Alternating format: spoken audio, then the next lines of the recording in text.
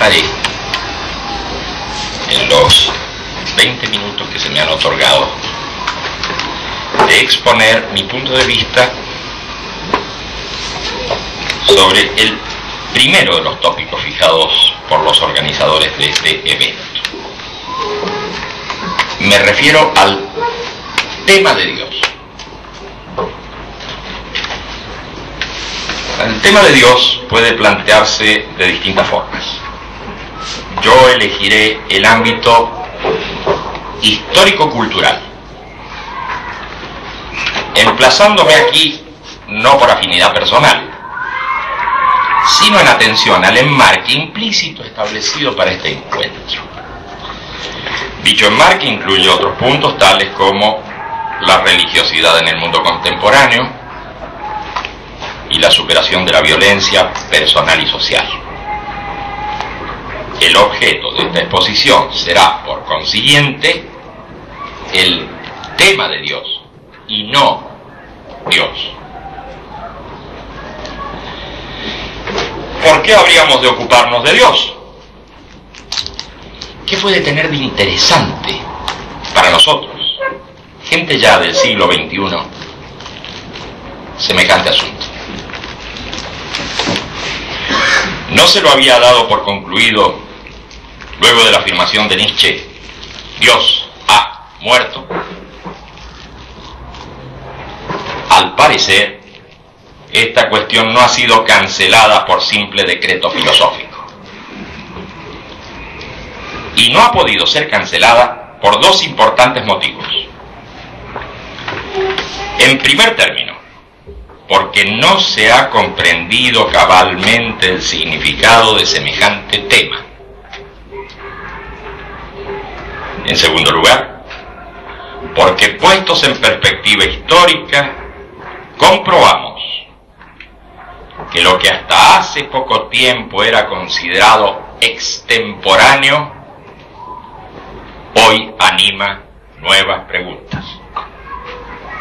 Y este preguntar resuena no en las torres de marfil de los pensadores o especialistas, sino en la calle y en la misma entraña de la gente sencilla. Se podrá decir que lo que hoy se observa es un simple crecimiento de la superstición, o un rasgo cultural de pueblos que al defender su identidad vuelven con fanatismo a sus libros sagrados y a sus liderazgos espirituales. Se podrá decir, en sentido pesimista y de acuerdo a ciertas interpretaciones históricas, que todo ello significa un regreso a oscuras edades. Como cada cual prefiera, pero el asunto permanece y eso es lo que cuenta. Yo creo que la afirmación de Nietzsche, Dios ha muerto, marca un momento decisivo en la larga historia del tema de Dios, por lo menos desde el punto de vista de una teología negativa o radical, como quisieran llamarlo algunos de los defensores de esa postura.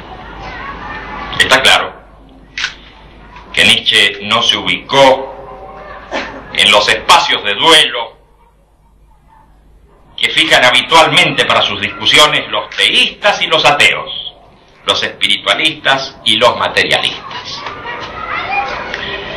Más bien se preguntó, ¿es que todavía se cree en Dios? ¿O es que está en marcha un proceso que acabará con la creencia en Dios?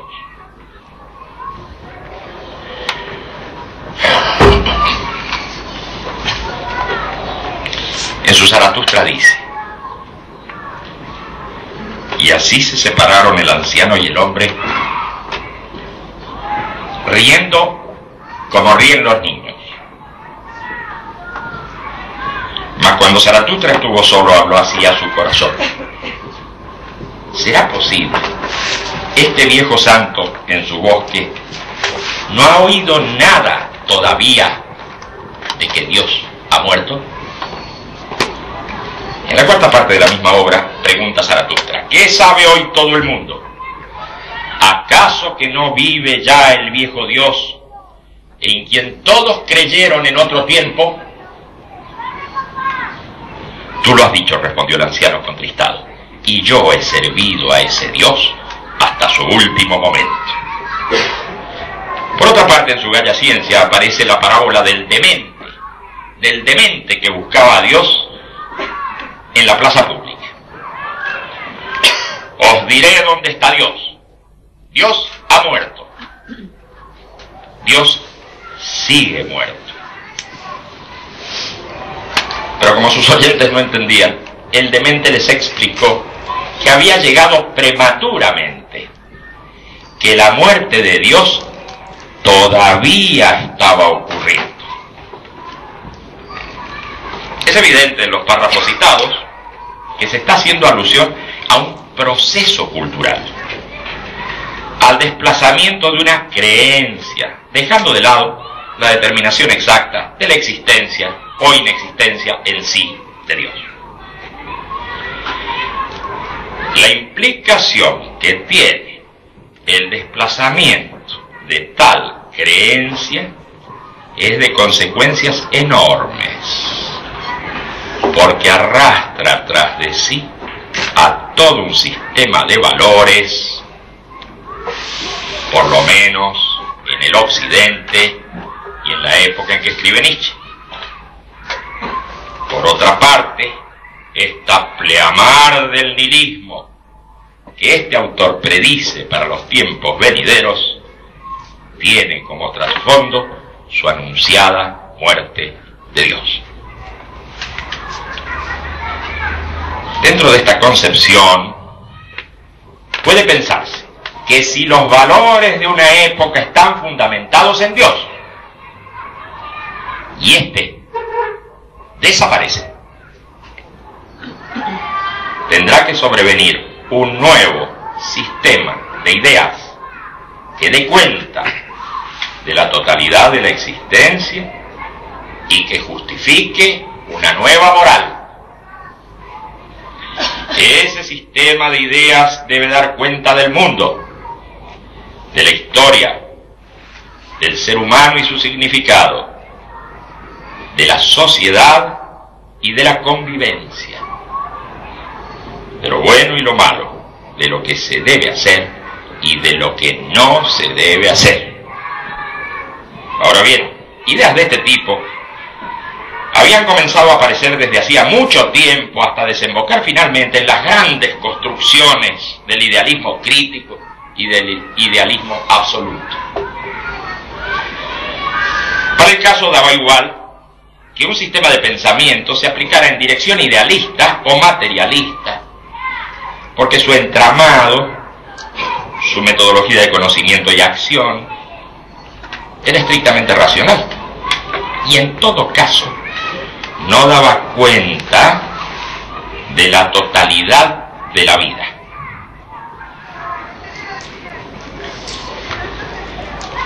Las cosas para la interpretación nietzscheana ocurrían exactamente al revés. Surgían las ideologías desde la vida para dar razón y justificación de ella misma. Recuérdese que Nietzsche y Kierkegaard, ambos en lucha con el racionalismo y el idealismo de la época, pasan por ser los antecesores de las filosofías de la existencia.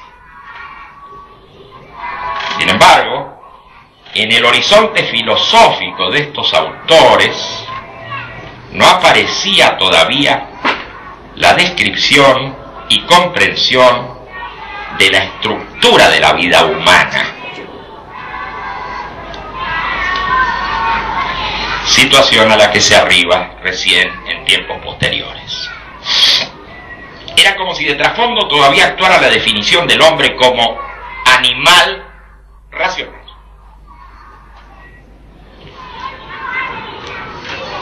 Como naturaleza dotada de razón. Y esta razón pudiese comprenderse en términos evolutivos animales, en términos de reflejo, etc. En esa época, todavía podía pensarse con legitimidad que la razón era lo más importante, o, a la inversa, que los instintos y las fuerzas oscuras de la vida orientaban a la razón. Este segundo era el caso de Nietzsche y de los vitalistas en general.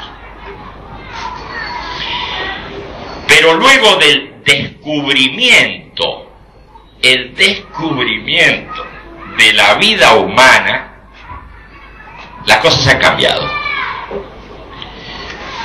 Y aquí debo disculparme por no desarrollar este punto en razón de las limitaciones existentes en esta exposición.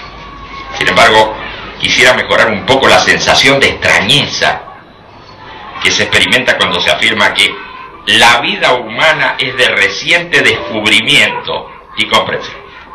En dos palabras. Desde los primeros hombres hasta hoy, todos hemos sabido que vivimos y que somos humanos. Todos hemos experimentado nuestra vida. Sin embargo, es muy reciente en el campo de las ideas la comprensión de la vida humana, con su estructura típica y con sus características propias. Es como decir, los humanos siempre hemos vivido con códigos de ADN y ARN en nuestras células, pero hace muy poco tiempo que han sido descubiertos y comprendidos en su funcionamiento. Así las cosas, conceptos como intencionalidad, apertura, historicidad de la conciencia, intersubjetividad, horizonte, etc., son de reciente precisión en el campo de las ideas, y con ellos se ha dado cuenta de la estructura, no de la vida en general, sino de la vida humana, resultando de todo esto una definición radicalmente diferente a la del animal racional. De este modo, por ejemplo, la vida animal, la vida natural, comienza en el momento de la concepción. Pero, ¿cuándo comienza la vida humana? Si es por definición ser en el mundo. Y este es apertura y medio social. O bien, la conciencia es reflejo de condiciones objetivas y naturales, o es intencionalidad que configura y modifica las condiciones objetivas. O el ser humano está definitivamente terminado, o es un ser capaz de modificarse y construirse a sí mismo, no solamente en sentido histórico y social, sino en sentido biológico. Así, con ejemplos interminables de nuevos problemas que plantea el descubrimiento de la estructura de la vida humana, podríamos llegar a rebasar el ámbito de las preguntas que se plantearon en la época del Dios ha muerto, dentro del horizonte histórico en el que todavía estaba vigente la definición del ser humano como animal racional. Volviendo a nuestro tema.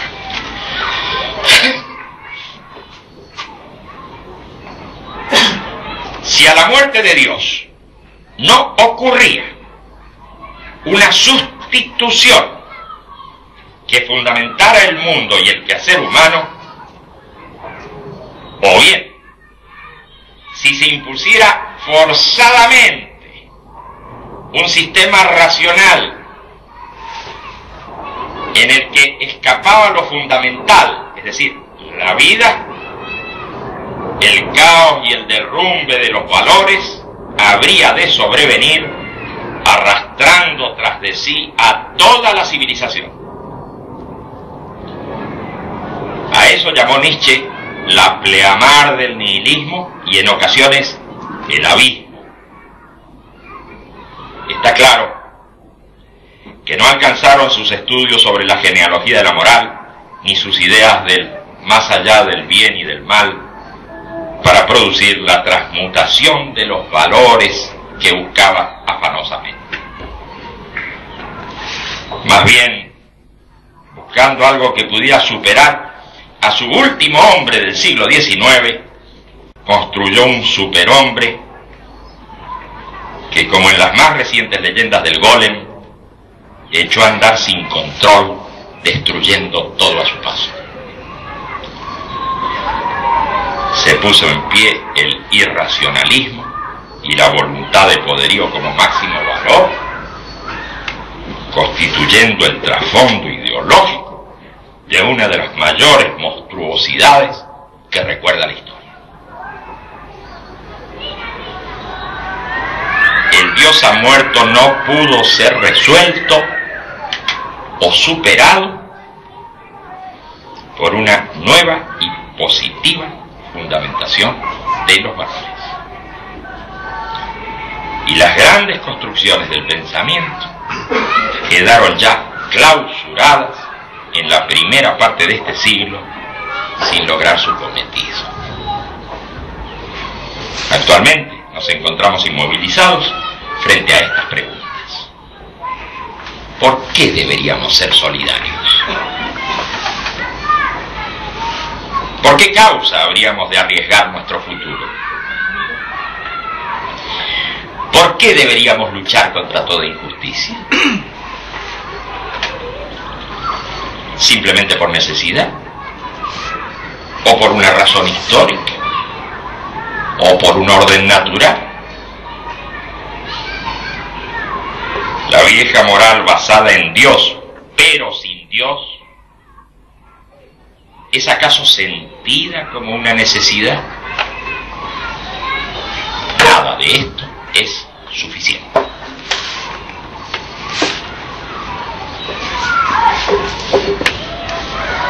Y si hoy nos encontramos con la imposibilidad histórica de que surjan nuevos sistemas totales y fundamentantes, la situación parece complicarse. Recordemos que la última gran visión de la filosofía aparece en las investigaciones de Husserl en 1900, al igual que la visión completa del psiquismo humano que propone Freud en la interpretación de los sueños, 1900. La cosmovisión de la física se plasma en 1905 y en 1915 en la relatividad de Einstein. La sistematización de la lógica en los Principia Mathematica de Russell y Whitehead en 1910 y en el Tratado Lógico Filosófico de Wittgenstein en 1921, ya con el ser y el tiempo de Heidegger en 1927, obra inconclusa que pretendió fundamentar la nueva ontología fenomenológica, se marca la ruptura de los grandes sistemas de pensamiento.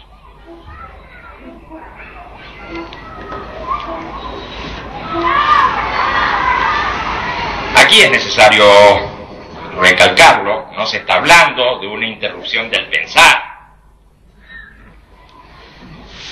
sino de la imposibilidad de continuar con la elaboración de los grandes sistemas capaces de fundamentarlo todo. El mismo impulso de esas épocas pasa también por la grandiosidad en el campo de la estética. Allí están Stravinsky, Bartók y Sibelius, Picasso, los muralistas, Rivera, Orozco, Siqueiros, los escritores de largo aliento como Joyce, los épicos del cine como Eisenstein, los constructores del Bauhaus con Gropius a la cabeza, los urbanistas, los espectaculares arquitectos Wright, Le Corbusier. ¿Y acaso se ha detenido la producción artística en los años posteriores o en el momento actual? No lo creo. Pero tiene otro signo. Se modula, se deconstruye, se adapta a los medios, se realiza merced a equipos y especialistas, se tecnifica al límite.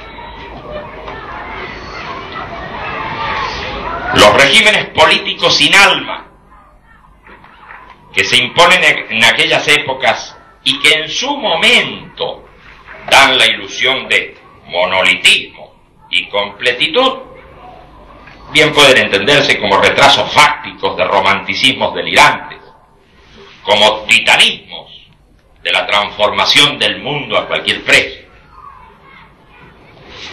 Ellos inauguran la etapa de la barbarie tecnificada,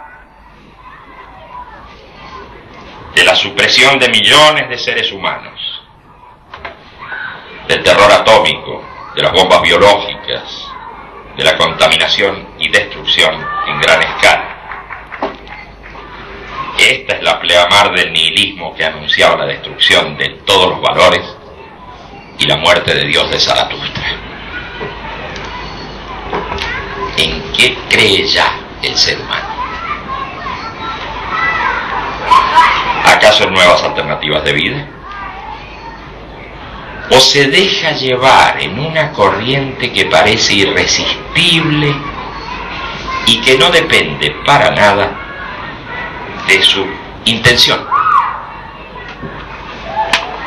Y se instala firmemente el predominio de la técnica sobre la ciencia, la visión analítica del mundo, la dictadura del dinero abstracto sobre las realidades productivas. En ese magma se reavivan las diferencias étnicas y culturales que se suponía habían sido superadas por el proceso histórico. Los sistemas son rechazados por el deconstructivismo, el posmodernismo y las corrientes estructuralistas. La frustración del pensamiento se hace lugar común en los filósofos de la inteligencia débil. La mezcolanza de estilos que se suplantan entre sí, la desestructuración de las relaciones humanas y la propagación de todo tipo de superchería recuerdan las épocas de la expansión imperial, tanto en la vieja Persia como en el proceso helenístico y durante el cesarismo romano. No pretendo con lo anterior presentar un tipo de morfología histórica, un modelo espiralado de proceso que se alimenta de analogías. En todo caso, trato de destacar aspectos que para nada nos sorprenden o nos parecen increíbles, porque ya en otros tiempos afloraron, aunque en diferente contexto de mundialización y de progreso material. Tampoco quiero transmitir la atmósfera de inexorabilidad de una secuencia mecánica en la que para nada cuenta la intención humana. Más bien pienso lo contrario. Creo que gracias a las reflexiones que suscita la experiencia histórica de la humanidad, se está hoy en condiciones de iniciar una nueva civilización, la primera civilización planetaria. Pero las condiciones para este salto son en extremo difíciles. Piénsese en cómo se agranda la brecha entre las sociedades postindustriales y de la información y las sociedades hambrientas.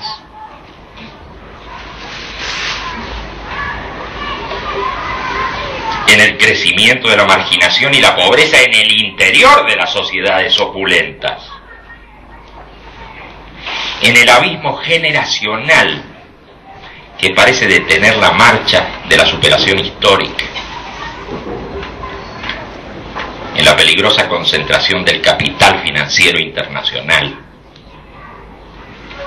en el terrorismo de masas, en las secesiones abruptas, en los choques étnico-culturales, en los desequilibrios ecológicos, en la explosión demográfica y en las megalópolis al borde del colapso.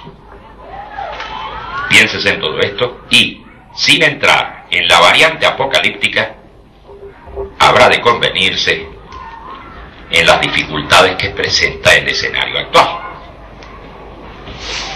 El problema está, a mi ver, en esta difícil transición entre el mundo que hemos conocido y el mundo que viene. Y, como al final de toda civilización y al comienzo de otra, habrá que atender a un posible colapso económico, a una posible desestructuración administrativa, a un posible reemplazo de estados por paraestados y por bandas, a la injusticia reinante, al desaliento, al empequeñecimiento humano,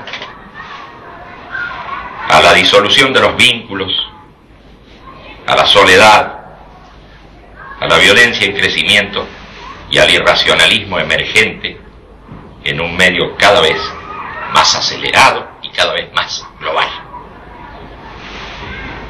Por sobre todo habrá que considerar qué nueva imagen del mundo habrá de proponerse, qué tipo de sociedad, qué tipo de economía, de valores, qué tipo de relaciones interpersonales, qué tipo de diálogo entre cada ser humano y su prójimo, entre cada ser humano y su alma.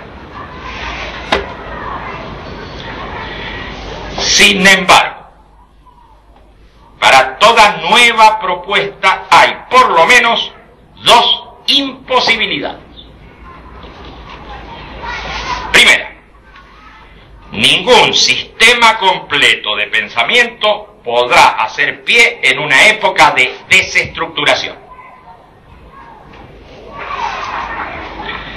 Segunda, ninguna articulación racional del discurso podrá sostenerse más allá del inmediatismo de la vida práctica o más allá de la tecnología. Estas dos dificultades embretan a la posibilidad de fundamentar nuevos valores de largo alcance.